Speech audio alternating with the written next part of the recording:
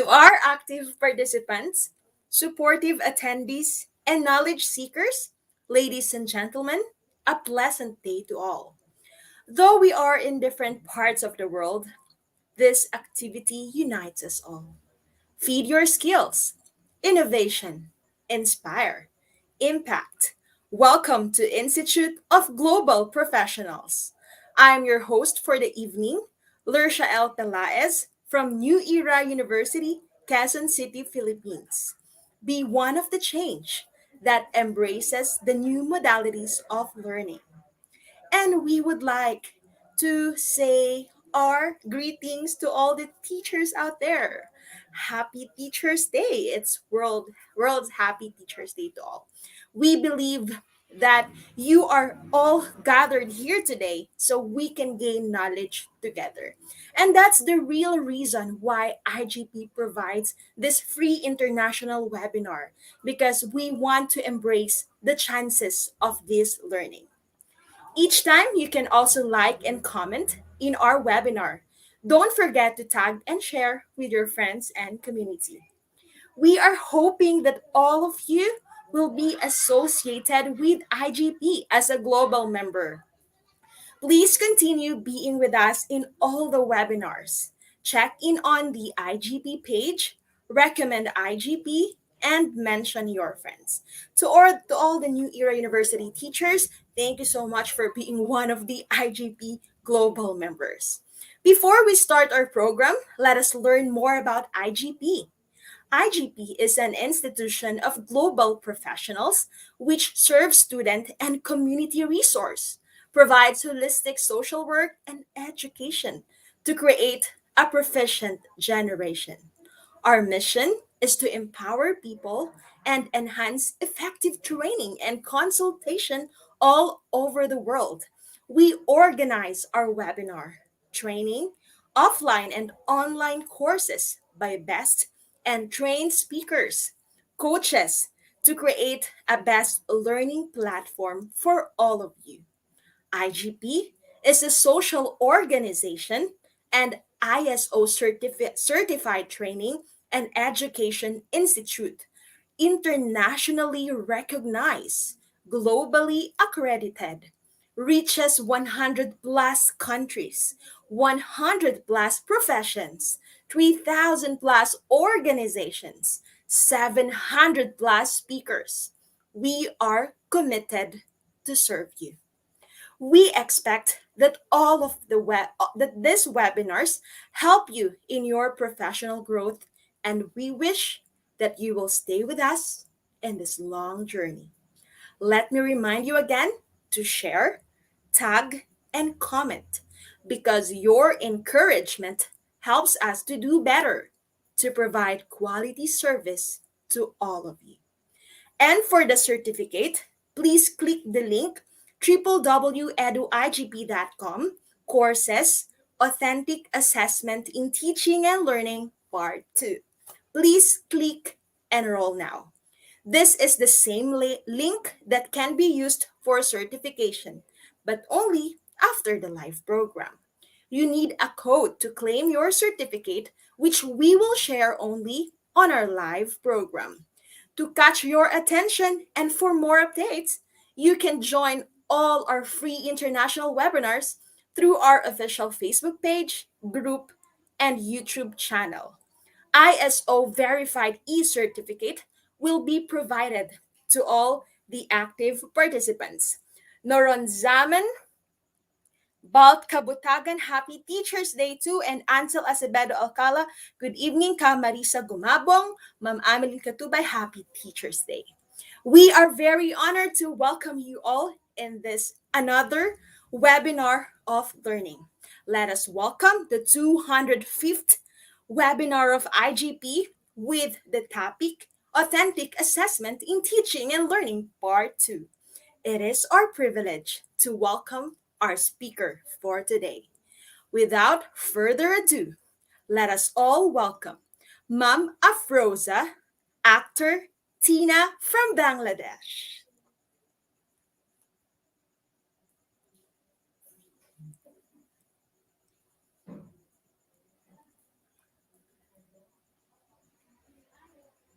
Hi, Mom, to our pretty Mom Afroza actor Tina. Hello and good evening. I'm sorry, Mom. I think the audio is not working. We cannot hear you.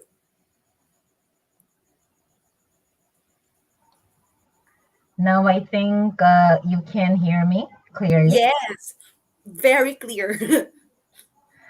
Thank you so much. Thank you so much for the warm welcome. At the very outset, I would like to mention that I am really very honored and grateful to IGP, International Global Professionals, for inviting me on this wonderful platform to share my ideas, my experiences with this huge talented people. I can see that so many participants have joined. It reflects actually that you all have come here to get something from the lesson from this session today. And thank you so much, everyone, for joining. Thank you, the entire team, once again, for providing me with this wonderful opportunity. Now, I am Afroza Akhtar Tina. I work as a senior lecturer in the Department of English at Daffodil International University. It's in Bangladesh. Dhaka, which is the capital of Bangladesh. And Daffodil International University is one of the largest private universities in our country. There are almost 30,000 students in our university. So, from that, you can understand how big we are. And apart from that, I am an advanced TESOL practitioner. TESOL means teaching English to speakers of other languages. And apart from that, I'm also an e-teacher alumna of the US Department of State, Dhaka, Bangladesh. And well, I am today really glad because today the topic that I will be sharing with you all is one of my most favorite topics on which I'm highly interested to work on. And as you can see through my screen, that today my topic concerns use of alternative assessments in everyday classroom practices and experience sharing from an EFL classes. Now, to start the session, to begin the session, well, obviously, I believe that if there are teachers who are watching this session at this moment, they know actually what do I mean by alternative assessment. But if there are people who don't know what do I mean by alternative assessment for them, let me share that alternative assessment obviously is a specific type of assessment, but this is actually students based on students performance. This type of assessment actually is based on students performance. Now, when I talk about students' performance, then obviously it refers to some what? Complex thinking, maybe specific time, and integration of subject matter. So this is how we can define alternative assessment. And obviously, there is a difference. There are a lot of differences between traditional type of assessment and alternative assessment. Now, we are familiar with traditional type of assessments because they are predetermined. You know, all these students know that at the end of the semester or at the end of the lesson, well, our teacher is going to assess us this way, or we know that our teacher is going to give us, for example, descriptive analysis or narrative questions or fill in the gaps. I mean, a lot of other types, but they actually know because these assessments are predetermined. But when we think of alternative assessments, well, it actually depends on the teacher, how he or she wants to assess the learners. And more importantly, these alternative assessment tools can be used to assess everyday lessons. So I repeat, everyday lessons. Now, there are thousands of alternative assessment ideas. If you simply Google, you will get thousands of ideas. But I have just pointed out very few. And today, for this session, I will specifically focus on only four types. But these are some of the ideas which I think you can focus on. For example, plotting a family tree. Now, if you imagine that if you are in a drama class, then if your teacher, for example, asks you to, plot a family tree and just name each of the leaf with one of the character, then how would that be? Maybe you would be a little more interested, I guess. So this is how, well, I believe that we can engage the learners, and we can also get information from them, whether they have, got the lesson appropriately or not, whether they were able to identify the characters or not. So this particular idea work very well when we think of a drama class. And then conducting an interview, creating infographic actually is information with pictures, and then writing how to manual, presenting opposite points of view, not always supporting each other. Of course, it's not like that. Why not presenting opposite points of view, even if we don't disagree sometimes? And then producing multimedia or interactive posters.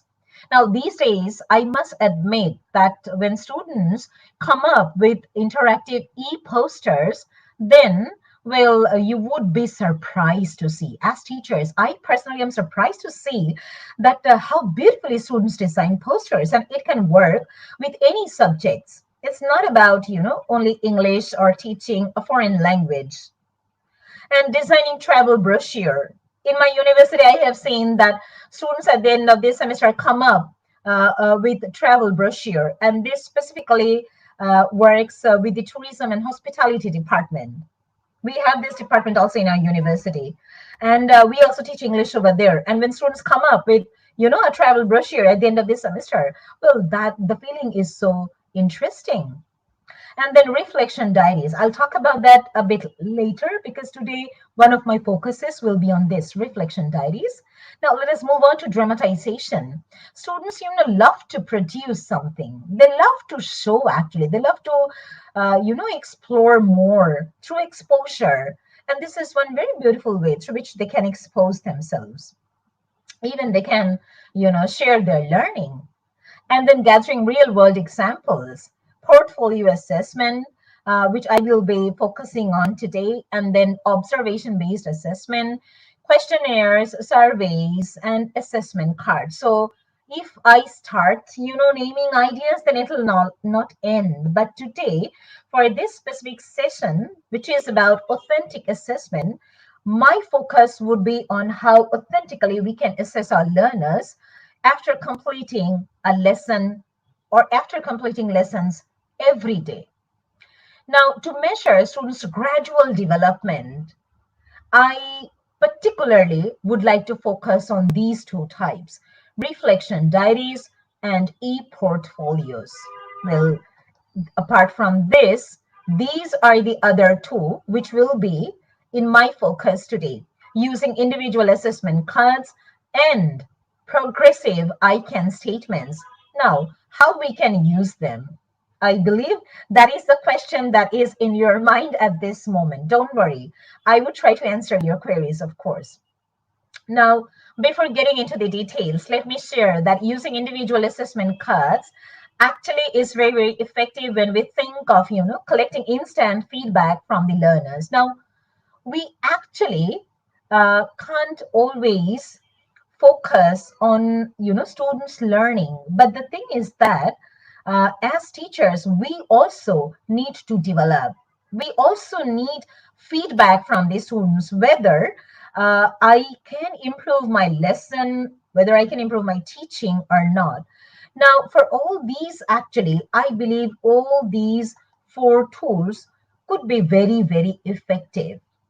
Now, let us start with portfolio type of assessment. I believe that if we are teachers, then we have come up with with this idea already. We are familiar with what do we mean by portfolio assessment. But uh, even after that, let me share that this portfolio type of assessment is used to assess, evaluate, and grade students' work. How? Using rating scale, not numerically, not only with numbers. Students, I believe, not always love to get numbers. They don't always love to get scores from the teachers. But what about, assessing them with rating scales? Well, you may think of that. Now, apart from that, this type of assessment encourage and develop a relationship between student-student, teacher-student, and obviously teacher-teacher as well. Now, as these days, as we are online, these days, as we when we are online, when we totally depend on e-learning, I believe that this idea of e-portfolio could be very, very significant when we think of using, alternative assessment tool or idea. Because when we think of e-portfolios, it actually is more flexible than the physical portfolios. So online portfolios obviously are more flexible, less cumbersome, and it's easy to keep a long-term record through e-portfolios. And apart from that, when we think of portfolio assessment, will these reflect students' real performances, their weaknesses, their strengths, and lots of things? Because an e-portfolio may contain a lot of things. It depends on the teacher actually, how he or she wants to, design that portfolio with the students, of course. For example, an e-portfolio, as I have mentioned in the slide, it may contain different types of files, different types of materials, because we often provide materials to our students so they can keep them actually over there in their e-portfolios, and it may include text, pictures, videos, and etc., etc. Then they may also keep their writing samples. As an English teacher, I teach writing courses, writing skills. So whenever I teach writing skills, I have found that my students, prepare several drafts, and this is how they improve. This is how they continue, and they come up with their final draft. So all the drafts could be kept over there in the e-portfolios, and then their projects, their classwork, homework, and well, also their extracurricular activities. Now, the next assessment idea, which I will be focusing on today, is reflection diaries and how we can maintain that. Now, maintaining is something which should be associated with this idea, reflection diaries. We need to maintain it. Our students will have to maintain that. Other than that, it won't be possible for them, to measure their gradual development. So, measuring gradual development is the significant idea when we think of using reflection diaries in the classroom. Now, with reflection diary, a student may reflect on the following points, on several points, but let's focus on the specific following points at first. Well, the teaching learning activities, obviously, they may include that in their reflection diaries. And this may also provide opportunity for them to search for and express their learning in a personal way. So whatever actually the students are writing in their reflection diaries, they're writing them in their own personal way. So this is how they actually, are able to connect with the teacher, with the facilitator on their own ways, which is very important. Coming up, with the personal ideas and coming up on, personal ways. And also, apart from that, to relate and apply their learning to their own teaching and assessment practice. Well, as an English department teacher, I must say that, well, most of the students of the department, English department, they end up in being English teachers. So this reflection diary actually helps them to become English teachers as well, because they have that opportunity to reflect on their own work while being a student. So they can also, this can also help them to be future teachers, where they can also reflect that how their students will reflect after each of the lessons that they will be teaching, maybe. Well, there are a lot of advantages of maintaining reflection diaries, but here I have mentioned only three. For example, students are actively engaged when when we request them to fill up that reflection form at the end of the lesson. Personally, from my personal experience, I would love to share that all my students love actually to fill up that reflection form at the end of the lesson. But that doesn't mean that they only write positive things about the lesson. That doesn't mean actually that students are writing or they are mentioning, the strengths only every time. They also mention their weaknesses, the weaknesses of the lesson if they feel any. So this is how I am also developing with them. It may also increase students' interest, and it also empowers them, to be more responsible to their own learning and reflect, regarding their own studies. And they also share their ideas. They can, if they want, through speaking. Why not at the end of the semester? Sometimes, my students share their reflection diaries through presentation, which is also an exam in our university. In each semester, regarding each of the courses, we have to conduct a presentation exam. So this is how sometimes I take the presentation exam. I request them that you will have to present your ideas regarding your reflection diaries at the end of this semester through this exam. So this is how I engage them. Now, what is needed? The two tools that I have mentioned so far, e-portfolios and reflection diaries. Now, if I have to mention that, what is the thing or what are the things that actually are needed on part of the teacher? Well, I must say that the feedback is needed. We actually can't only give them tasks, rather, we'll have to give them feedback. So we'll have to collect their forms. We may actually go through the forms. We may just skim them if needed. And then, of course, feedback is important and proper documentation.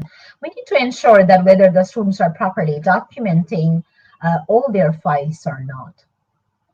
Now, the next important assessment idea, which I will be focusing on, is using individual assessment cards.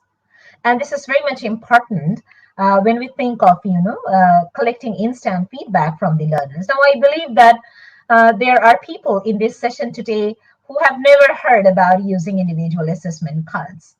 Now, where does this idea come from? The idea actually comes from a Japanese teacher, Clive Lovelock, who developed this process of using, assessment card. While teaching communicating skills in his class, he came up with this idea in 1996.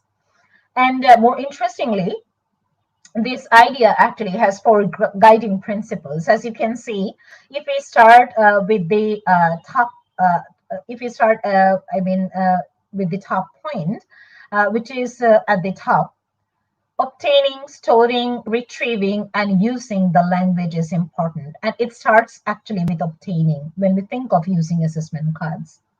And then if we move on to the right side, active involvement of students in the learning process. So they should be actively involved. And the next point is about consciousness raising. So they should be aware, that this is the purpose for which I'm using this assessment card, or these are some specific purposes for which I will be benefited if I can use assessment card appropriately. And we may end with the idea of, social strategies and communication strategies, how these strategies can be engaged with this, can be associated with this idea of using assessment cards. So these are some guiding principles. And let me show you Clive Lovelock's assessment card. I believe you can see this colorful card. This is one side of the card because Lovelock's card has two sides. This is one side of the card. As you can see, there are a lot of information over there which will be filled up by the student. I repeat, all the information will be filled up by the student. The teacher actually would be a very good observer because we can't rely on every student all the time. So a teacher should be a very good observer, but the student will have to fill up this form on his or her own. And as you can see, it starts with name and it has a lot of information. This is the other side of the card. As you can see, there are class numbers as well, 24 classes, probably he taught in the semester. And yes, there are some keys through which he was, assessing each of the lesson. As you can see, E with using English, C for, classroom communication, Q for asking question in English. So yes, these are some keys which he used. Now, obviously, there are some important things that should be noted while using this assessment card in the classroom, because at the beginning, if the students don't have clear ideas about this assessment card, it won't be possible actually for them to use it. It's not possible. So they should have, clear understanding about the assessment card, why will they use that assessment card, how actually they will be filling up that assessment card. So all these questions should be answered at the beginning. Now, this is a customized assessment card of mine. I believe that you can see it clearly. This is my customized assessment card, which I have customized. As you can see, this card is for 18 lessons, and these are some keys which I have, modified according to the needs and levels of my learners. So yes, this is the beauty of this assessment card. We as teachers can customize it the way we want. And then the last tool, which I will be focusing on today, is using progressive I can statements. Now, here, as you can see, that this strategy could be very, very effective for promoting learner confidence. And this has been developed by Fife McDuff, Khadija Al-Haiki, and Caroline Lindsay, these three teachers. And there are obviously some detailed ways, detailed explanation through which it can work. For example, if we think of a very primary level of students, if you think of primary level of students, obviously we can give them some I can statements. For example, I can write paragraph, I can write a topic sentence, I can write a conclusion. This type of I can statements can be provided to them, and students, after writing a paragraph, they can just put a tick after each of these statements, so that they can show at the end of the lesson that, ma'am, well, I have completed all the I can statements. Now I can write topic sentence. Now I can write in a conclusion, something like that. And for advanced level of learners, we can actually request them to come up with their own I can statements. Why not? For advanced level of learners, we may also give them a lot of I can statements in scrambled order, so that they can number these statements so for more advanced level of learners, definitely we can design the I can statements the way we want. For example, this is an activity which usually I do with my students when I teach reading skills. I give them a passage, for example, on Athens and Sparta, and then I may ask this question: where would you rather live in future, and why? And then these are the two questions maybe which I request them to answer. After reading the handout, write an argumentative essay. They would write an argumentative essay after reading that comprehension or passage, and then they will have to assess their own writings with the help of I can statements. So this is how an activity may work. But obviously, there are some specific objectives which should be fulfilled. And as I have mentioned, the students should have very, very clear ideas what they will be doing, what are they doing, why they are doing this, how they will be benefited. So all these questions should be answered. And there are certain levels, through which we can engage our learners. We can assess the lessons. For example, we can move towards a level up approach. For example, they may start with level 1 and gradually they can move to level 3, 4, 5, 6, the way we want. And yes, obviously, sometimes there could be some disadvantages of using alternative assessments. Sometimes it becomes hard to evaluate, and sometimes the process is also a bit costly, specifically when we think of maintaining physical portfolios. And that's why I have mentioned that e-portfolios actually are more flexible than the physical portfolios. And sometimes there could be some inaccurate reflection of student progress, because yes, even after being very good observers, we may find that some students' progress may not actually have that accuracy, and this is also natural. But yes, apart from all these, I believe that using alternative assessment ideas could be very, very beneficial if the teacher and the student are aware of all these things beforehand. For example, I wanted to show actually an example from my Moodle, although I don't have enough time, but still I would like to mention that in our university, we use Moodle as the blended learning platform. And this is how I try to engage my students outside the classroom, well, in association with this alternative assessment ideas. For example, I always request them to share two learnings of the lesson, or two things that they have learned from the lesson today, or from the week, and yes, one thing that they would like to explore more in future. So this is how we may also engage them through blended learning platform, which as also is, a type of alternative assessment idea, if we can utilize the platform. And yes, apart from that, they have, uh, apart from us, a lot of other responsibilities, because as teachers, we also need to note down the significant points. As students, they also need to note down the significant points of the lesson. As teachers, we may need to improvise the lesson, we may need to improvise our teaching. Why not?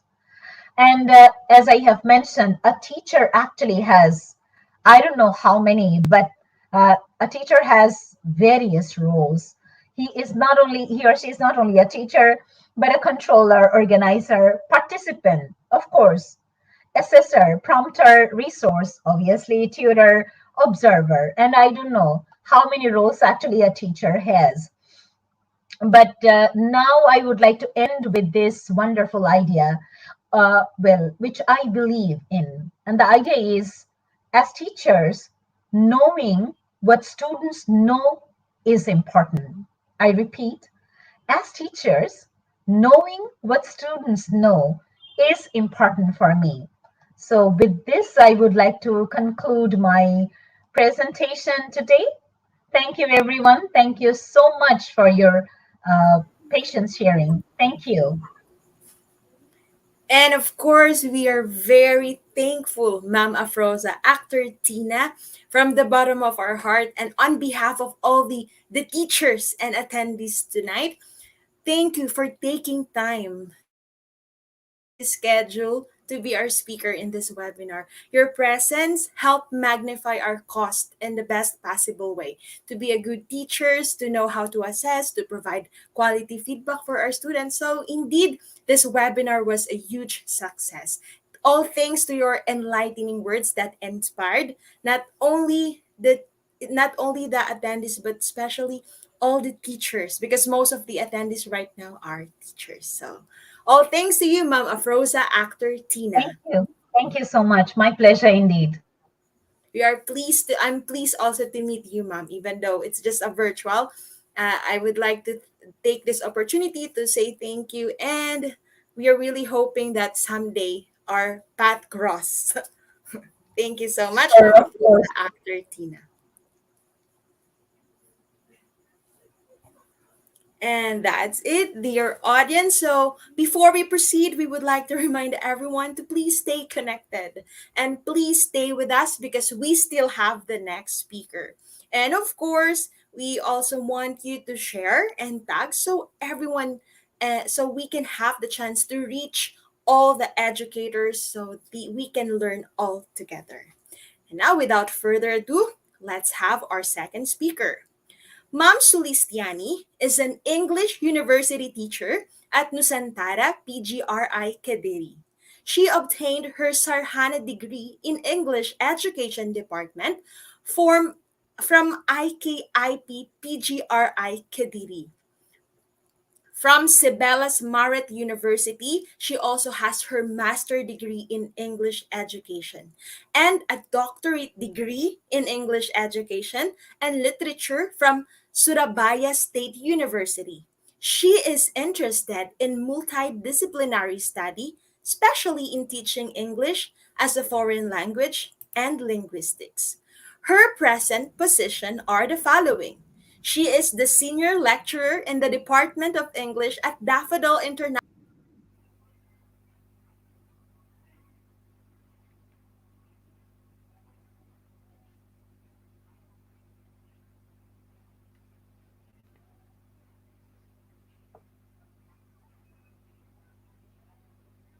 Hello, good evening.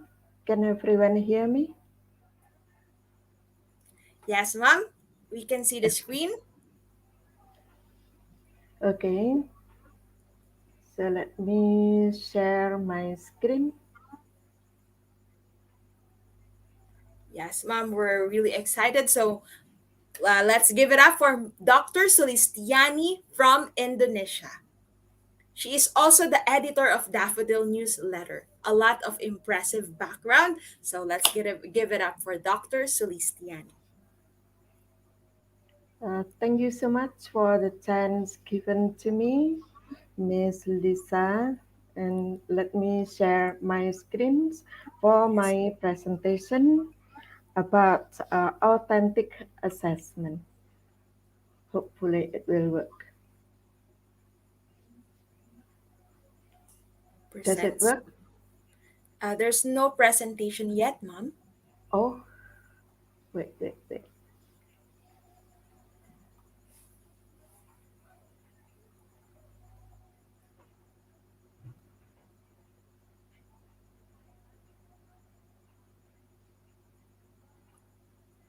Yes, Mom, we can see it clearly. Okay, thank you. So, good evening, everyone, dear participants. Glad to have you here, uh, seeing my presentation, and hopefully it can be useful for everyone.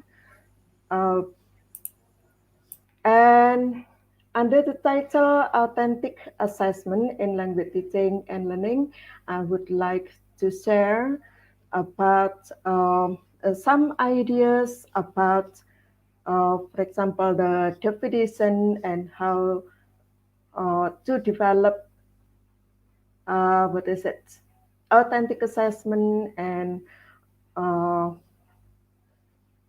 how to make a rubric of authentic assessment and so on. So let me start presenting the definition of authentic assessment.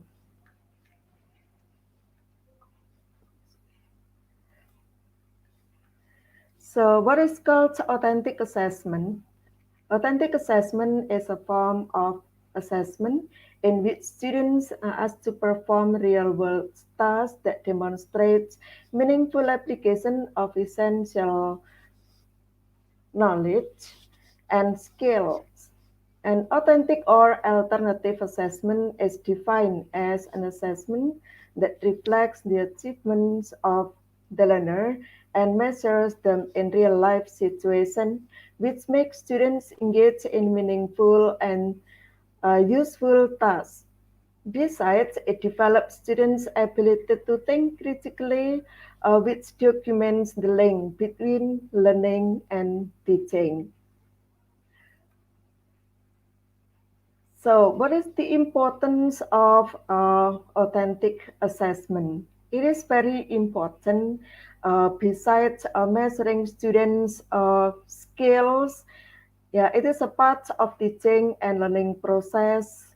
So it can be done in everyday teaching and learning in classrooms. Uh, what is critical of authentic assessment as the component of the classroom? Yeah, it provides students with an idea of their progress in a course. It also identifies individual strengths and weakness, and also ultimately serves as the measure of whether students achieve the course learning objective. So it is important to note that authentic assessment should not only be used for measuring students' knowledge based on their understanding or recalling of information, but the characteristics of authentic assessment that I have mentioned before should serve not only valuable instructional or pedagogical function, but also engage students and prepare them with the skills they'll need in future courses, practicums, and even their career. So, what is considered to be assessment task? The ideas of assessment task is that authentic assessment is the idea of using creative learning experiences to test students' skill and knowledge in realistic situations. An authentic assessment measures student success in a way that's relevant to the skills required of them once they have finished your course or degree program. Then what makes an assessment authentic? Yeah, according to within 1998, uh, he identifies a few key criteria of being authentic. The first one is it's realistic, and the second, it requires judgment and innovation, and the third one is it asks the students to do the subject. So in this case, students should not only uh, become an object to be touched by teachers or given information from teachers in one way teaching, but students should do some things. Yeah, so students should be the subject of the teaching learning process. And the fourth one is it replicates or simulates the context in which adults are tested in the workplace, in civic life, and in personal life. And the fifth one is it assesses the student's ability to efficiently and effectively use a repertoire of knowledge and skills to negotiate a complex task. And the sixth one is it allows appropriate opportunities to rehearse, practice, consult resources, and get feedback on and refine performances and products. And in this case, I also agree with Ma'am Afrosa's explanation that feedback is a very important activity, important process to do in classroom because uh, it is a part of authentic assessment as well. And then what should the teacher do?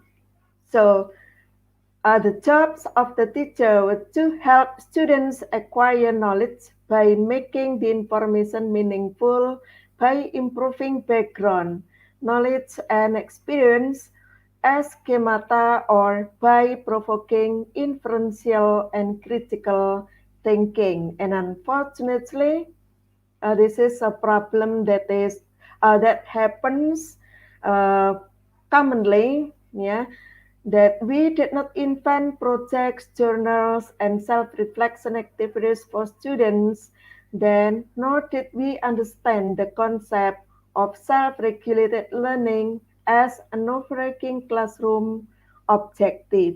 So that is why the knowledge of authentic assessment becomes a very important thing to be known by everyone, especially teachers, especially English teachers, yeah, in non-speaking countries. Yeah. So the typical forms of authentic assessment can be divided into two big categories. As an assessment that requires students to apply what they have learned in a new complex circumstance or situation, this typically can take one of two forms. So, authentic assessment can be in the form of real world assessments that require students to engage in actual situations in their fields, or the second alternative is realistic assessment that are relevant in nature but have students engage in situations that mimic the real world. So there are two alternatives when the first one is impossible to be done outside classroom. For example, teachers can do the second choice. So let me show you the real life versus in school problem solving. Of course, there is a strengths and weaknesses of using uh, what is it in school problem solving compared to real life problem solving. So in real problem solving, students will be involved in real activities which involves ill-formulated problems and ill-structured conditions. And then problems are embedded in a specific and meaningful context. Problems have depth, complexity, and duration, and also involve cooperative relations and shared consequences, and problems are perceived as real and worth solving. So sometimes we can imagine that the real world problems is sometimes difficult for students, but once it is enjoyed during the teaching learning process, yeah, it usually will work. Then in school problem solving, yeah, involves textbook examples and well-structured conditions, and problems are largely abstract and decontextualized. Problems lack depth, complexity, and duration, and involves competitive relations and individual assessments, and problems typically seems artificial with low relevance for students. So what I consider to be the strength for in-school problem solving is that it is like what is it less complex, yeah, compared to real life problem solving, but it is because it is in school problem solving, it is less realistic. That will be the weakness of in school problem solving. And then the benefits of authentic assessment, of course, there are many. So it is important to be noted by English teachers that notably authentic assessment breaks the traditional paradigm of multiple choice or automatically scoring tests and quizzes, which can lead students to believe that learning means staying up all night and cramming to memorize terms or expected answers. So, by having students uh, become the subjects of the learning teaching process, and through the authentic assessments, the students as well as teachers will come out or will get rid of the impression that, uh, for example, before having exams, they have to memorize all things they get from books, for example, like that. And then instead, authentic assessments tend to be more student-centered, as they ask students to demonstrate their learning through hands-on activities.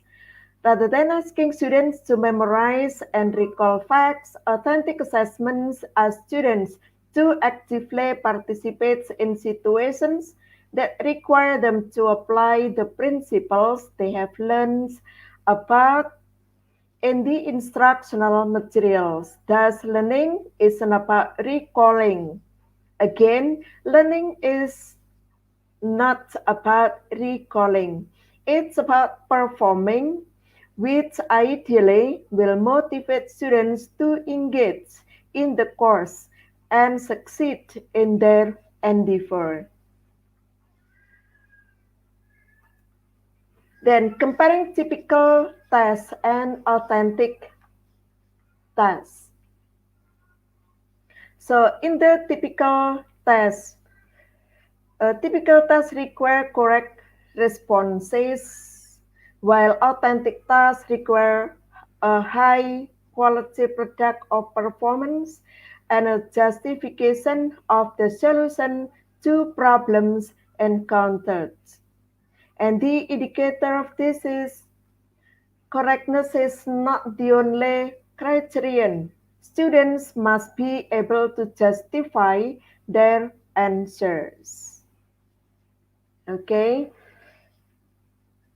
so in authentic task, it is usually there is no absolute correct or incorrect answers because it requires students high order thinking skills by giving judgments, yeah, judgments, and then reasonings, yeah, based on their own uh, what is it, knowledge repertoire or background knowledge.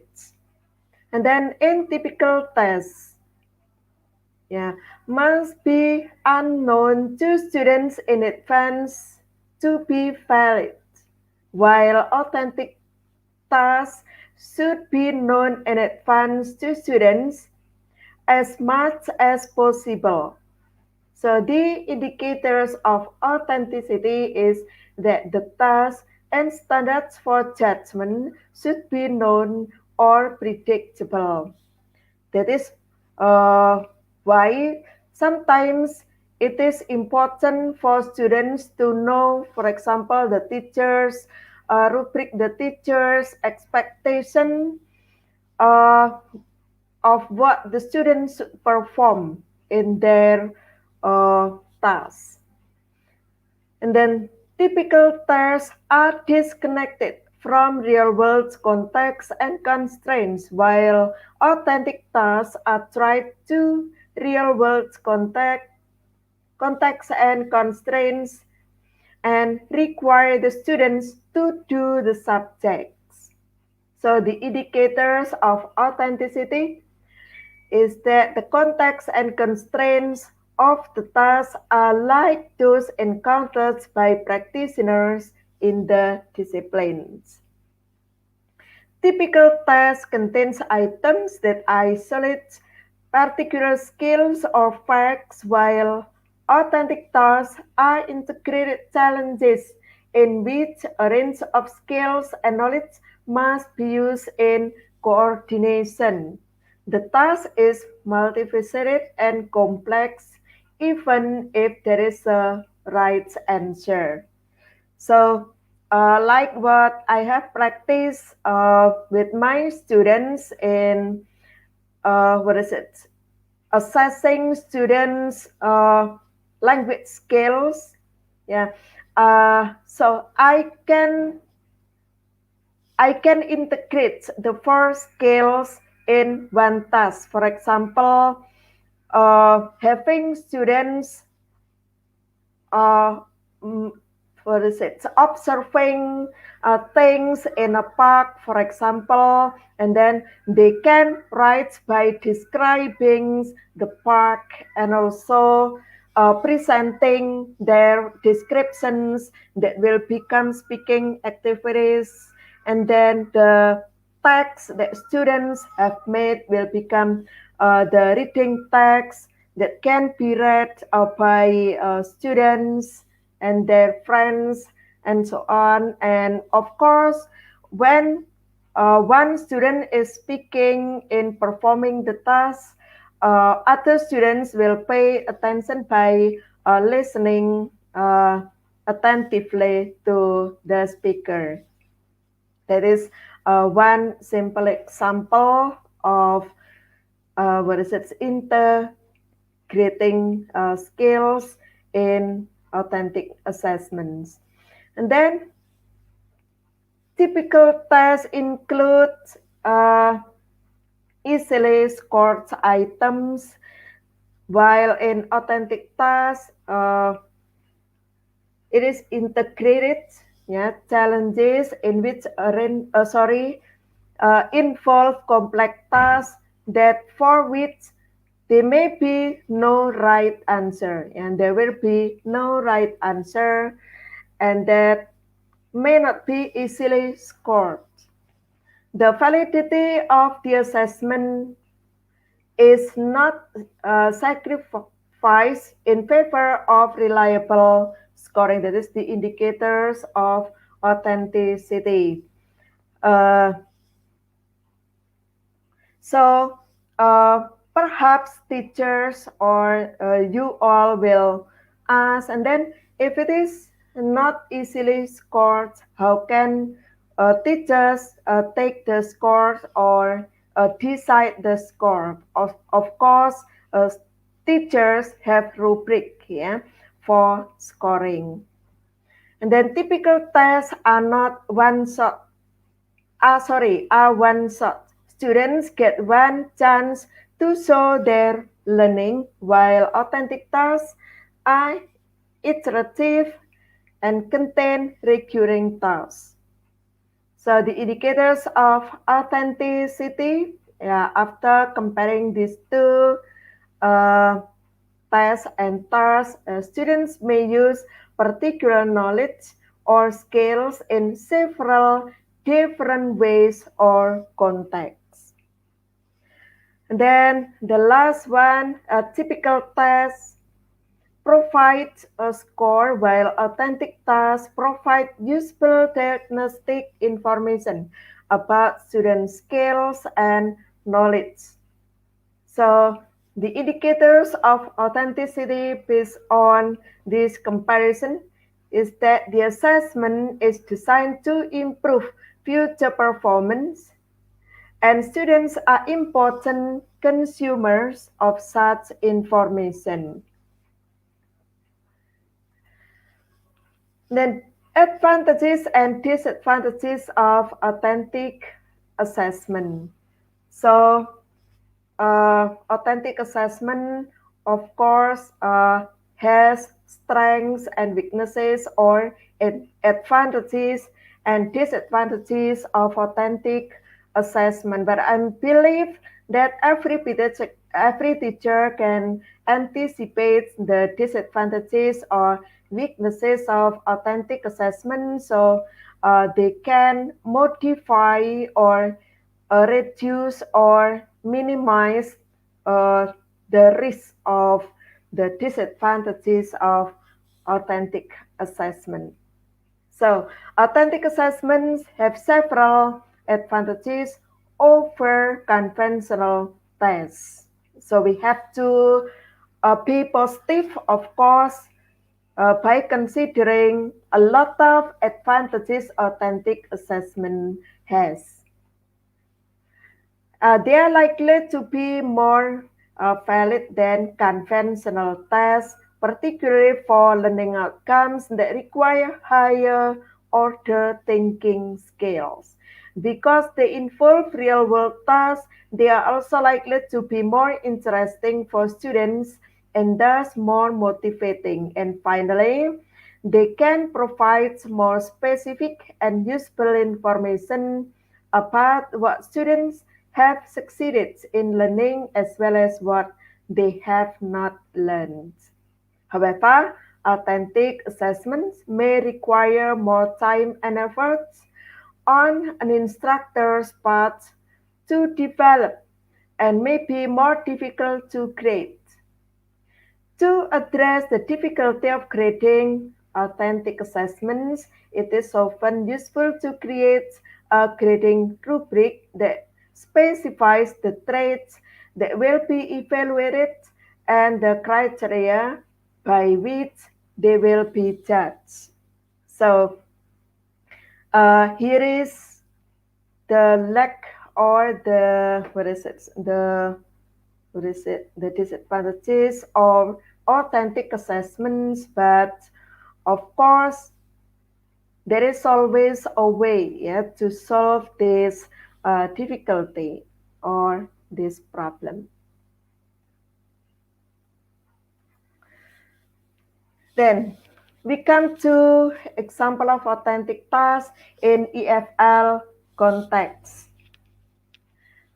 Ma'am Afrosa has elaborated and presented a lot of examples of real life assessment, yeah, real life tasks, yeah, in her teaching learning process based on her real experience, but uh, I'm interested to present this uh, as perhaps as enrichments. Yeah. So, for example, the target is pre-university level EFL learners with the focus of developing both language and academic skills. And the activity prepared is the class becomes the editorial board of the school newsletter. The name is the English Preparatory School or EPS newsletter. And then the students' role, yeah, students will become journalists or editors of this newsletter. The students will do many activities to complete the task. Of course, this can be a lesson for some skills, some language skills, not only writing. So here are the students' tasks. Students will work in pairs to collect and collect information and write their reports either on a given topic or one of their own choosing. Then collect information from a variety of resources using a variety of data collection methods such as surveys, interviews, and literature review. And then they will analyze this data and report it to real audience. Yeah. For example, investigate the tasks and subtasks from different perspectives, such as focusing on readers' expectation, developing author skills, cognitive and metacognitive skills, content, as well as form. Next, anything that necessitates the use of language will be done in the target language. So it is important for students, yeah, to be able to what is it speak, read, write, as well as listen because their task will be various, yeah, in various forms of using the four language skills. Students' online or face-to-face communication will be done in English. So it can be conducted uh, in online or and face-to-face communication. Then students will be using the target language in the final product or in writing their reports authentically as they are going to use relevant genres, argumentative, persuasive, or informative in order to communicate their findings in their reports. So these tasks can also be used when a teacher applies what is it a problem-based learning, project-based learning, as well as case studies and also research-based learning uh, that are suggested today for students to improve their quality of learning outcomes. So all of those tasks has the aim to provide EFL learners with the necessary and relevant conditions to be able to use the target language in authentic context for authentic purposes and achieve real authenticity. Then how to develop authentic assessments. Yeah, it seems to be difficult at first, but of course, everybody or once they try to make it, they will enjoy it. I'm sure they are. So there are some steps that can be taken in order that authentic assessment can be done. The first one is identify learning objective. So it is important to determine the objectives to guide teachers to go to the next steps to design and what to do with the learning objectives and what should the students do to get the learning objectives. So it is important to know or to identify the learning objectives at first. So your learning objectives are the cornerstones of your course. They communicate what the students should be able to do and what skills they'll develop during the course. Thus, it goes without saying that developing an authentic assessment should begin with these objectives. By starting this process with an objective in mind, you ensure that the authentic assessment you are developing will align with the objective and any corresponding instructional materials. So, how to make the learning objective operational? It is important to for teachers uh, that the measurement should be operational, observable, and so on. So, for example, by the end of this course or any instructional unit, students will be able to blah blah blah. So you can fill these blank spaces with operational verbs. Yeah, referring to what students should be able to do. The second step is define relevant tasks. So after determining the learning objective, teacher can begin defining relevant tasks to that objective. After identifying the learning objective, you are looking to measure through authentic assessment, then start defining what students will actually do by looking at what professionals in your field do on a daily basis and how those tasks might relate to selected learning objectives. Although the task doesn't ultimately have to relate to your fields, it should require students to apply themselves in a relevant and new situation. To identify relevant tasks, consider starting with the verb of your learning objective, as I said before. And then the third step is identifying essential performance criteria.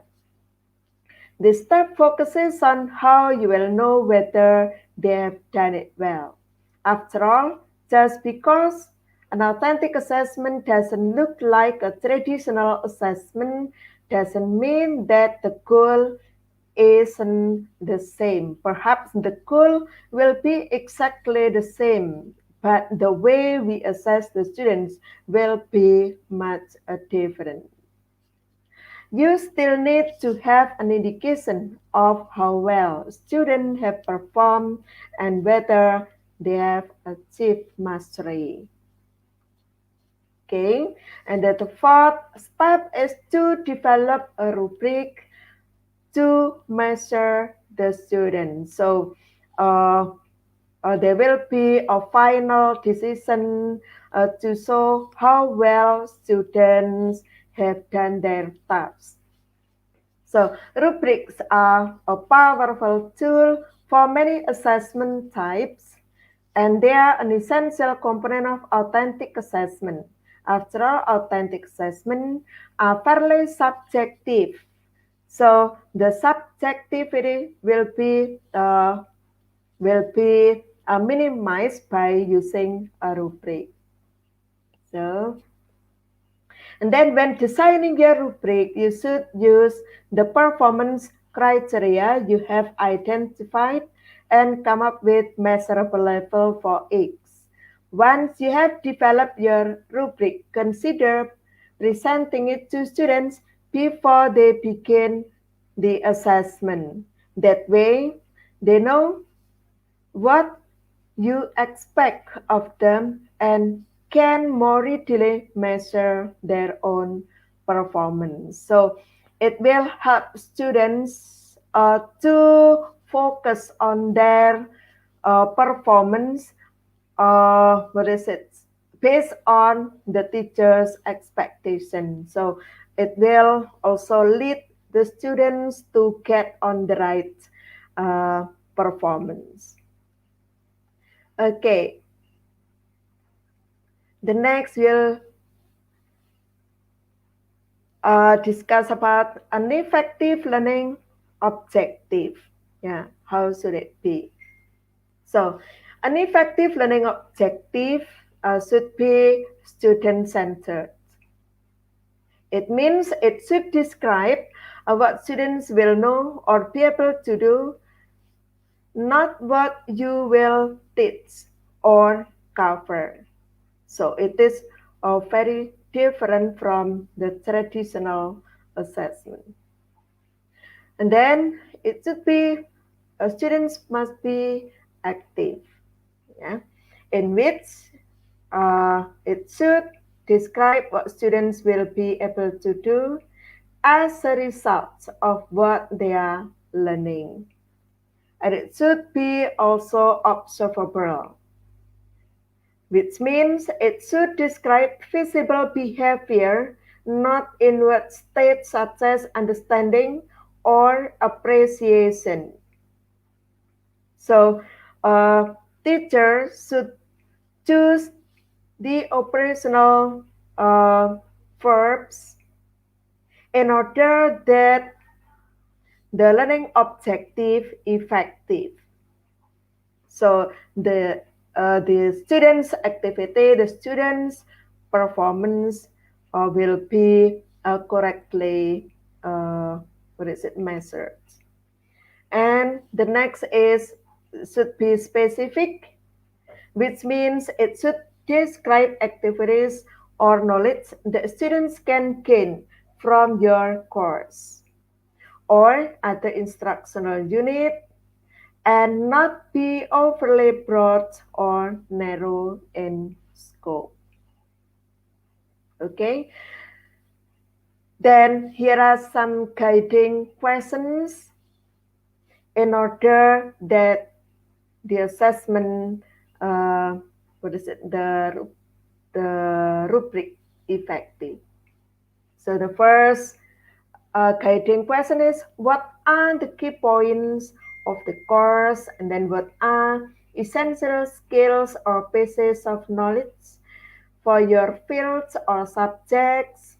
For example, in this case, familiarity with terminology or methodology, building certain experience. And then the third question is what do you want your students to remember, and what practical skills do you want students gain? So perhaps this question can guide teacher to create the what is it the rubric. And then tips for writing your learning objectives. Okay, consider employing Bloom's taxonomy that will, what is it, very helpful, yeah, for teachers. The teacher should know this, yeah, in order to be easy in constructing the learning objective. A framework for distinguishing different types of intellectual skills can be seen in Bloom's taxonomy. So Bloom's taxonomy identifies six cognitive domains, each of which maps two different action verbs that can help you identify the appropriate learning objective for your course. The knowledge and comprehension domains in particular can help you identify the skills students need before advancing to more complex topics in your course.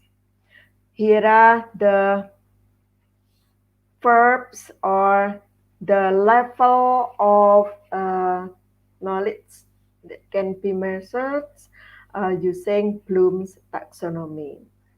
So I said before there are six. They are remembering, understanding, applying, analyzing, evaluating, and creating. And of course, for university students uh, in Indonesia, we have to set the students analysis skills, evaluation skills, and creating skills. Yeah, and here are the verbs that can be used. Yeah, to create the learning objectives operationally. Then the kinds of authentic assessment strategies. There are five here. Perhaps teachers can modify or can add or simplify. Uh, but here are what I share to you. The first one is a performance-based assessment in which students demonstrate how to use skills in real-life situations through simulations or presentation. And then the second one is pencil and paper assessments, where students take tests, quizzes, and exams, and communication, where students are tested via interviews or question and answer sessions in order to assess their reasoning and problem solving activities. And the fourth one is classroom observations, in which teachers observe students' behavior and progress. And self-reflection, students diagnose their own strengths and weaknesses in order to identify their needs. Yeah, the example has been given by Ma'am Afrosa using the I can card. Yeah, it is interesting, and it will be useful for assessing students' strengths and weaknesses, in which this goes to self-reflection strategies. So teachers can choose, yeah, based on their own interests and the what is it, their teachers' objectives and so on. And then the next uh, is the forms of authentic assessment strategies. In performance-based, uh, we can what is it? Measure the students' performance, demonstrations, presentations, simulations, or role play, speech, debates, exhibitions, and so on. Yeah, and other performances. When using pencil and paper, uh, the form of assessment can be quizzes and exams, worksheets, end of unit tests, monthly tests, open-ended answers, and problem solving. And through observation, we can use random observation, systematic observations, and so on. And then in communications, there are conference, interview, question and answer, a focus group discussion. And in reflection, we have self-reflection, peer reflection, journal, students' portfolio, and project. So there are many forms that can be chosen, yeah, based on your what is it performance, your learning objective. Then authentic assessment tools which can be used for assessing students' performance, yeah, can be a checklist which includes a list of actions or behaviors mentioned by the teacher or learner in carrying out one or more educational tasks or skills.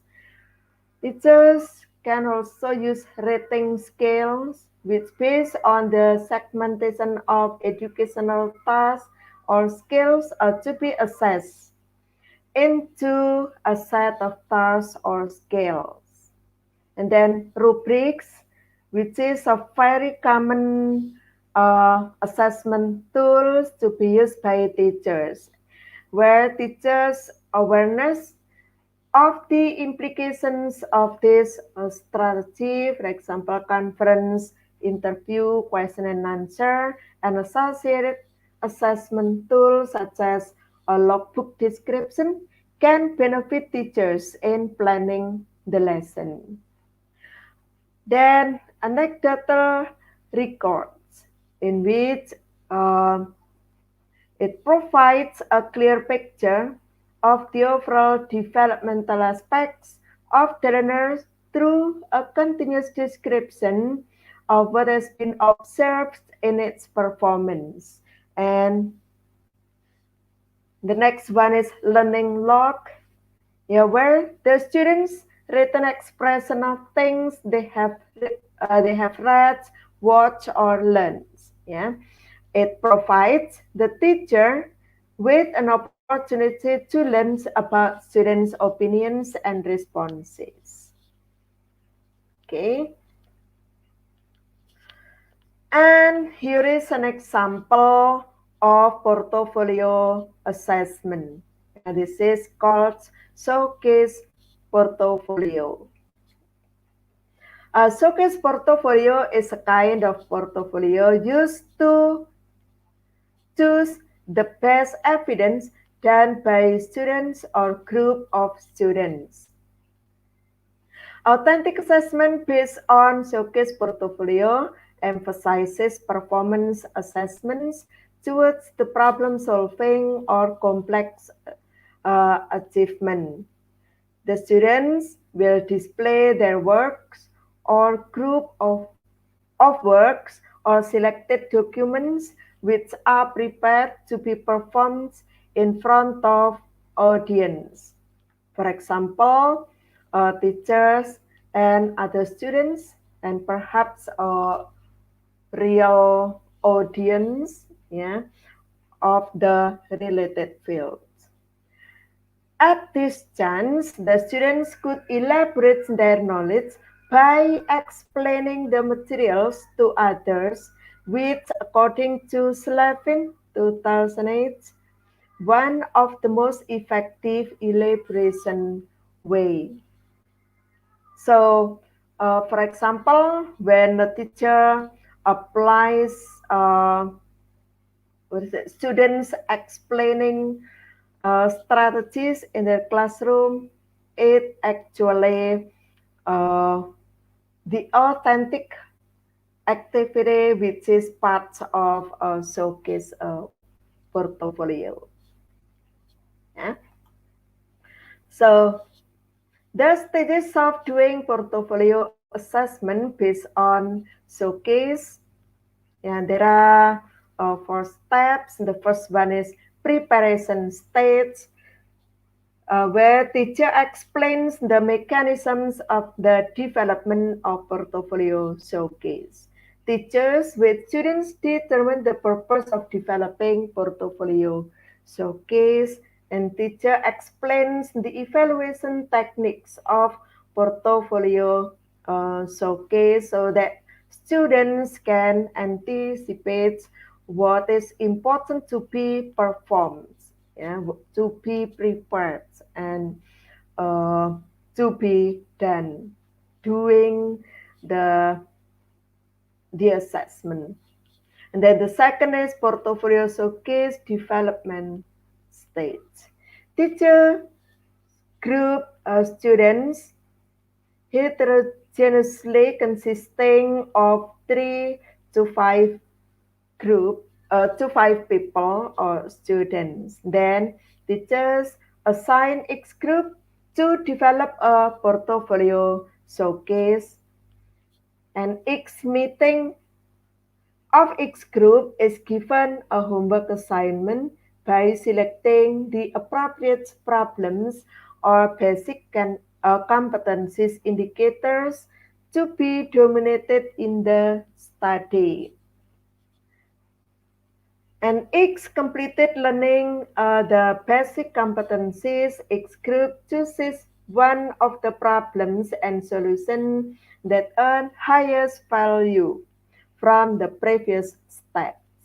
And then each group is given tasks or homework to make a display that contains problem that is chosen, concepts related to solving the problems, steps of solving problems, steps of problem solving, and then conclusion and written comment of impressions and obstacles encountered in the preparation of the portfolio. And then uh, the third one is presentation stage. Each group presents and publish their work, and then the other groups give feedback and input to group of presenters. And then teachers assess each group presentation based on the rubric assessment. And the last stage is delivery stage, where students display the work, yeah, uh, coming from each group for 1 week at classroom. Yeah, this is not you don't have to set the time 1 week, but it depends on the what is it on the relative needs. Yeah, for example, when it is possible only several days, it is also uh, okay. Yeah. And then during the display, the students can ask questions to other groups related to the contents of the portfolio rendered on the displays. Yeah. After hours of learning, and during the display, the groups having questions from other groups are required to answer. So these are the four stages. Perhaps it can be implemented, yeah, in our classrooms. Yeah, in what is it? In both in language skills subject as well as content subject. And then assessment rubric for showcase portfolio. Yeah, can be divided into three aspects: cognitive, affective, and psychomotor, yeah, as usual. So, from the aspect of cognitive assessment rubric of learning outcomes of cognitive uh, aspects cover indicators which related to knowledge in subjects problem solving, in which the basic competencies should be reached on learning. An assessment rubric of learning outcomes of cognitive cover indicators which were assessed with the way for each proficiency level indicators. Yeah, for example, one aspect can be weighted 1, 2, 3, 4, and then where there are, for example, 5 aspects, yeah, each aspect will get a score 4. Yeah. Then to make it into 100, just multiply it. Then assessment rubric for showcase portfolio from affective aspects.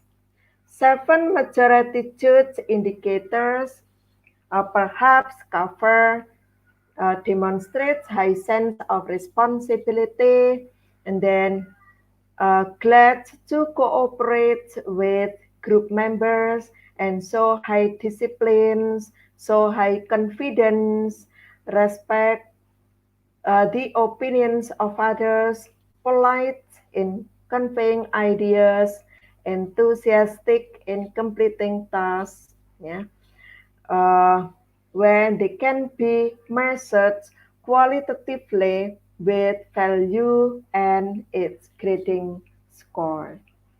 And then it can be graded from excellence, and then good, fair, and less with its own score. For example, uh, students whose excellent performance will get 4, yeah, with its description, which match the description. It completes, yeah, based on the description. And good can be scored 3 with this description, and so on.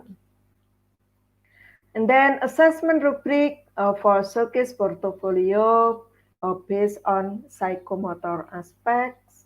Yeah, the significance of material aspect includes ability to show problem which is suitable with basic competence or indicators, ability to choose problem which is suitable with material learned, and ability to choose interesting problems, contextual and complex, and then from presentation indicators, cover ability to present their work and ability to respond questions, and from making display indicators, things that can be measured is display completeness and display creation.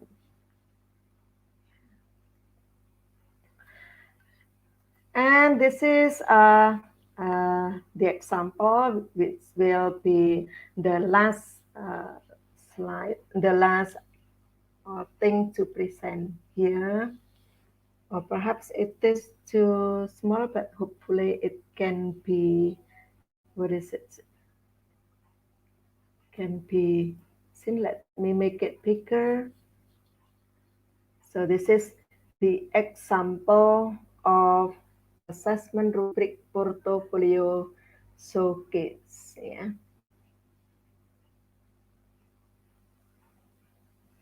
Okay, like this. Okay, here are the references that I use as sources of the materials I have presented to you all. Finally, I'd like to thank you all for your participations in this event. And thank you very much for the committee, the IGP teams, and it is, what is it? an appreciation, what is it, that I will never forget. Yep. Hopefully, I can present other ideas in the, what is it, in the coming similar event. Thank you so much. Thank you very much. Thank you, Mom, for making time to have your presentation right now. It was informative and fulfilling because of your presence. This time and this chance certainly benefited from your breadth of knowledge and depth of expertise. So, giving it your time really helped us all to learn. Thank you so much.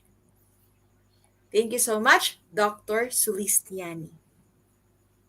It's We my would be pleasure. really glad to see you again on the upcoming webinar of IGP. Thank you so Thank much. you. Thank you so much. Now it's time for the quiz competition. I hope that all of you, yes, sir. I'm back.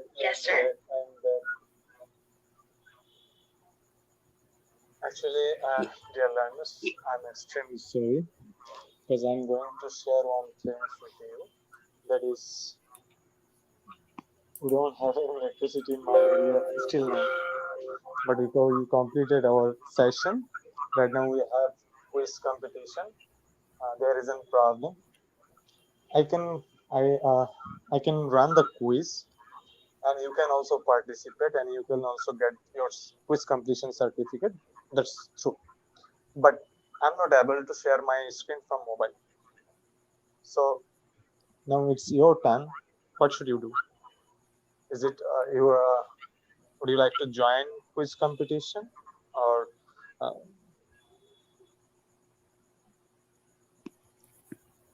is your there's no electricity? no? I'm sorry, sir. I actually wanted some feedback from participants.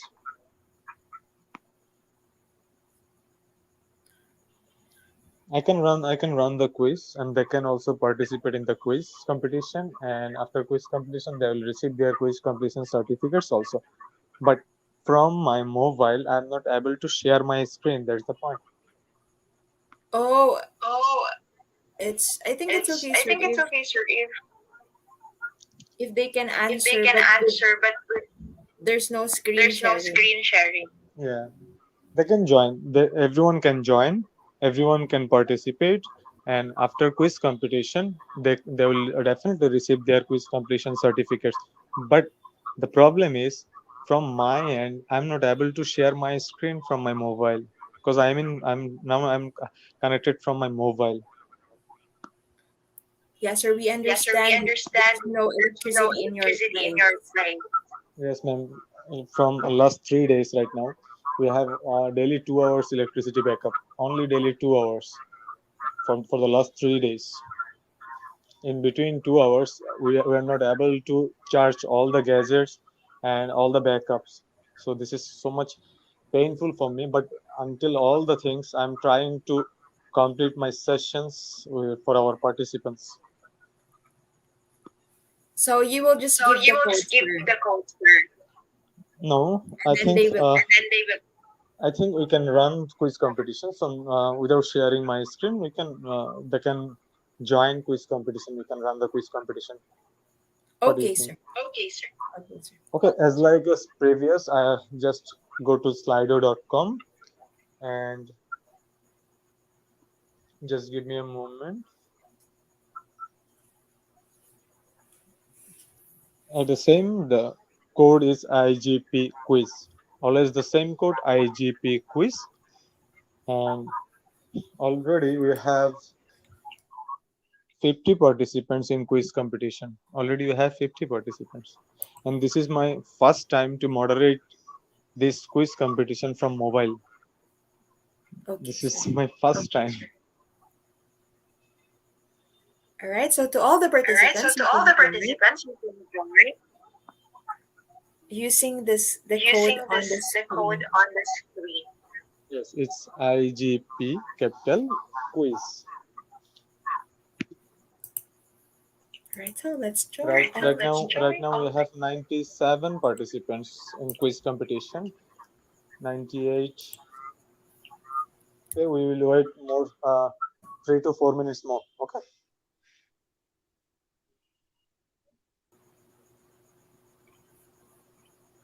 103 right now. 104. Ma'am Larisha, you can join as a participant. Yes, sir. I'm joining. I'm Yeah, already you can here. join as a participant, and on that time you can read the question, and also you can declare the answer also. Okay. So I'm already in the Slido, sir. Yeah. So we'll just wait more 2 minutes because there is no um, informative instruction for quiz competition, so we have to wait, right, ma'am?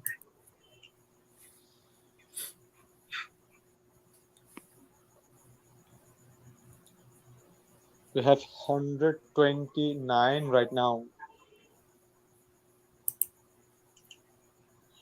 We'll just start after 2 minutes.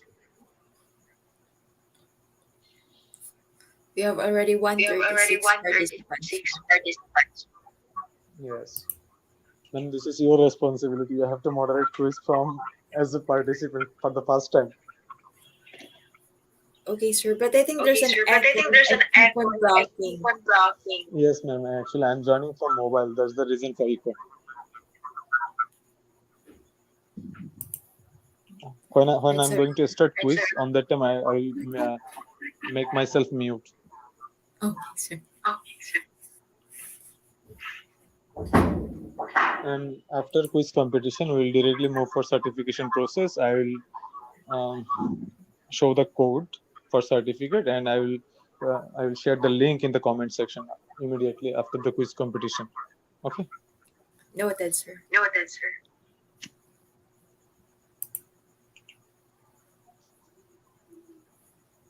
So we already have 159 participants. Okay. Now we are going to start our quiz competition.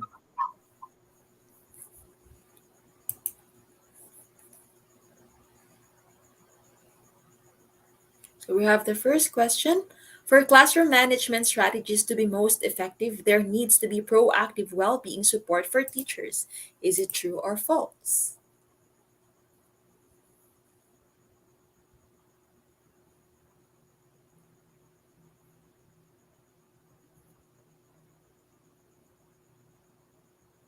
Ninety-eight percent answered true, including me. We're really hoping that it is true. Yes, well done. That's correct. To 98%. Thank you and congratulations. We just did the correct answer for number one.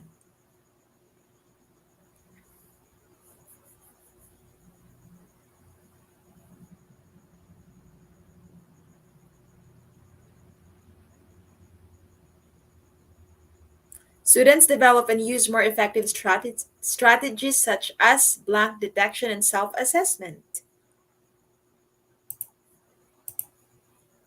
What will be your answer? Is it error, threat, cheating, and radiation?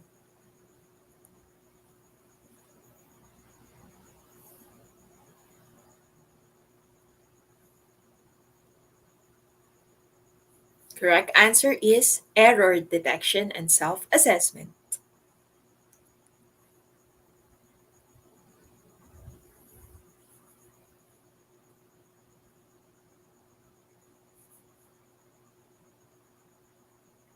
Teaching the moment is an effective strategy in teaching how to express your feelings.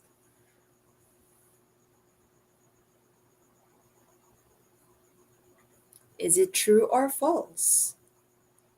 Teaching in the moment is an effective strategy.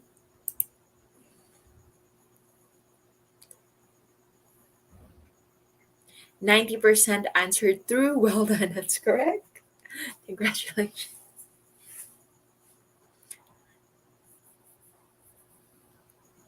Thank you to all the participants who's answering in the chat box. Examples of high impact teaching strategies for differentiation are setting goals, explicit teaching, and feedback to students. What are the high impact teaching strategies? Is it setting goals, explicit teaching? 90% answered all of this. Now we will be moving to question number 5. Teachers understand the effectiveness of their teaching and select and adapt strategies to organize fun activities, plan for end of year drinks, meet students' need, and get out of yard duty.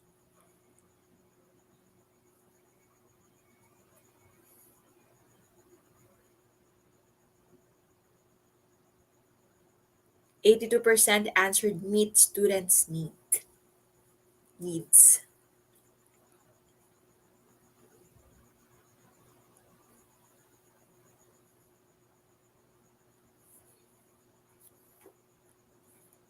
Now let's proceed with question number 6.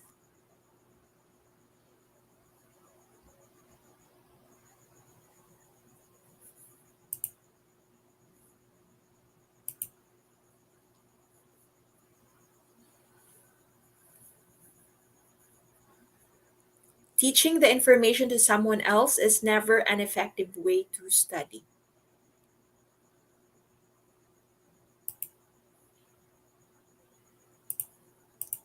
Teaching the information to someone else is never an effective way to study.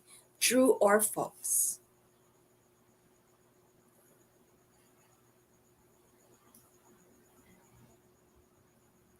For 77 to 70% answered false. And that's correct. It is an effective way to teach the information.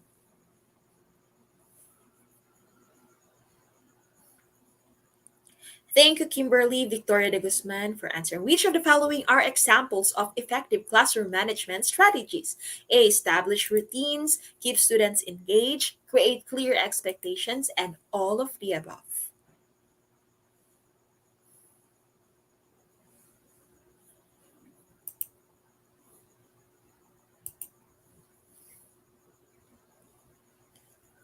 The following are examples of effective classroom management strategies.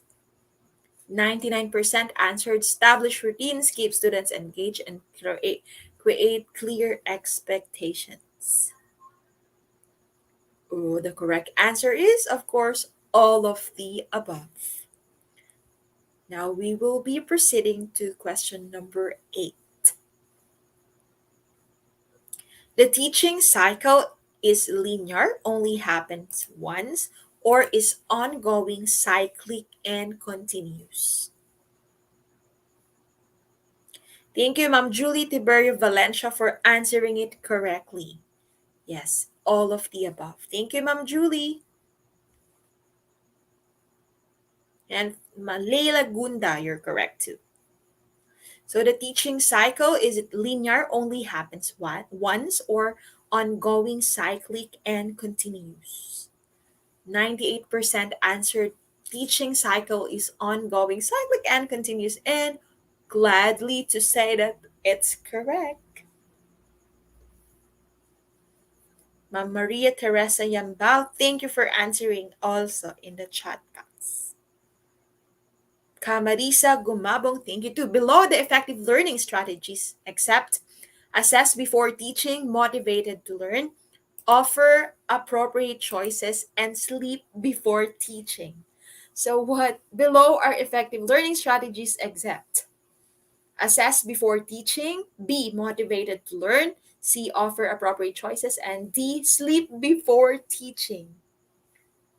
91% answered sleep before teaching. It's not an effective learning strategies.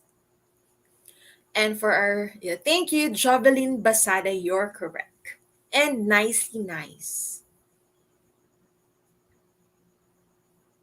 Effective teaching strategies is A, give them a referral, B, get mad, make fun of them, C, ignore them, and D, provide assistance and provide positive reinforcement. What is an effective teaching strategy? get mud. It should be provide assistance and provide positive reinforcement. Yes, that is one of the most effective teaching strategy. Congratulations to everyone. We just finished the quiz and that's it. We just finished the quiz. Also me, including me. I successfully finished the quiz, but I'm just from top 50. So at least I tried. So that's really matter is we're trying. If students can try, teachers can try too. So congratulations to all the quiz competition winners, to all the top 10. Congratulations. Congrats to everyone. So we will just be waiting for the code because due to unavoidable circumstance, we will not conduct the question and answer session because of the electricity problem in Sir IGP's place. So the certification link is already in the chat box. I'm also looking at the chat box. Today's code for certificate is IGP 7474. Again, IGP 7474. So if you use this code, you can claim your certificate. Remember, the certificate will not be validated without the code. So please remember the code IGP 7474. Congratulations also Linda Deep for completing today's webinar.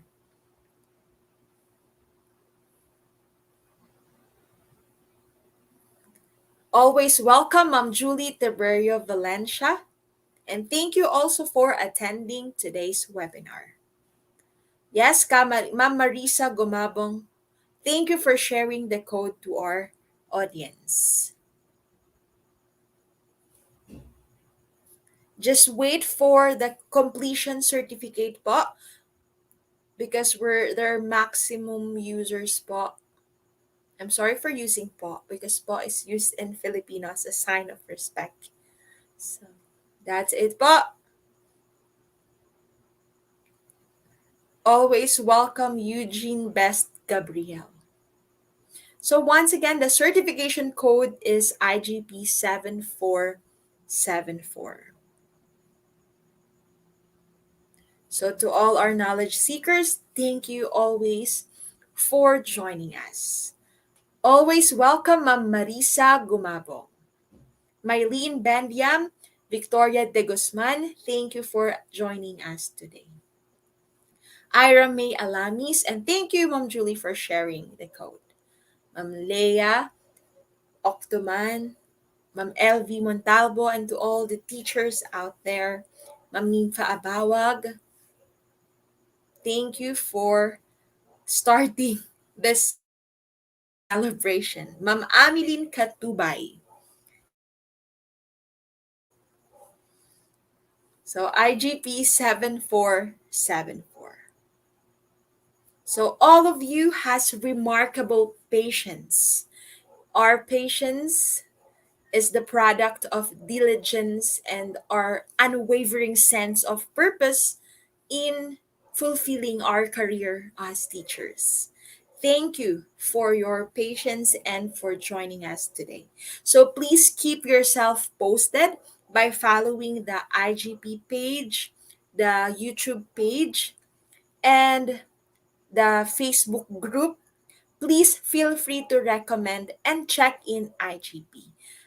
Always welcome Paul Cypress and Ma'am Maria Teresa Yambao. Yes, happy Teacher's Day to all. We are all celebrating the World's Teacher's Day. So that will be tomorrow. But we just have our advanced celebration today. So thank you so much. And of course, happy Teacher's Day. More learnings to come? Yes. Hello, ma'am. Can you hear me?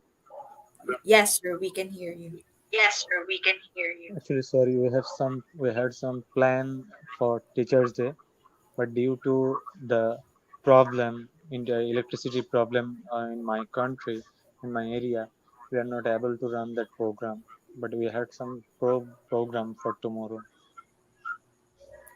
Okay, We sir. already cancelled that. So we will have a special So we program will have for a special tomorrow. program for today. No, ma'am, we Tomorrow's already teacher. cancelled that. We had a program tomorrow, but we already cancelled that. Oh, because of the Oh, electricity because of the problem. electricity problem. Yes, because tomorrow it can be at least 2 to 3 hours backup for our in our country for electricity.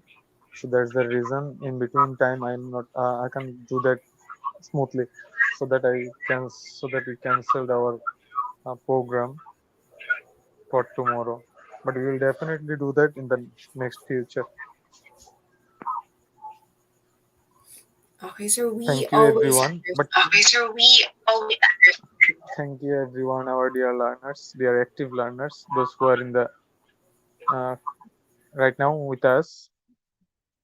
If possible, please make sure that make a check-in with IGP Facebook page, which can increase our satisfaction level more.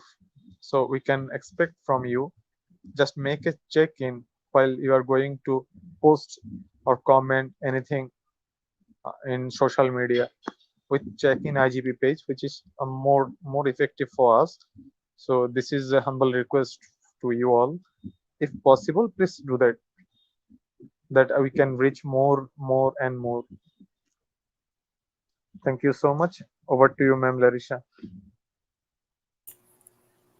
Yes, sir. Thank you also for this chance to be part of this IGP's webinar. So, dear knowledge seekers, thank you all for joining us. Please leave a review, check in, and recommend on our page and spread the information to your friends and community. Don't forget to collect your e certificate from our website mentioned below. We hope to see you all again in the upcoming webinars. Despite the overwhelming consequences of this pandemic, this global crisis has also been an extraordinary time for learning. We are learning how to be adaptable and resilient, and the role of teachers really made highlight in these times of pandemic. Thank you to all the teachers, thank you to all the attendees, especially to all the teachers for combining your effort, high-tech or low-tech approaches just to help the students support to their learning. And thank you for balancing education and for understanding our students too. Thank you all. Thank you, everyone. We hope to see you all again next time. So remember, learning should never stop in these times of pandemic. I'm your host for the evening, Lersha L. Pelaez from New Era University, Quezon City, Philippines. Signing out. Stay safe, everyone. Have a great day ahead and have a good night. Maraming salamat. Thank you so much.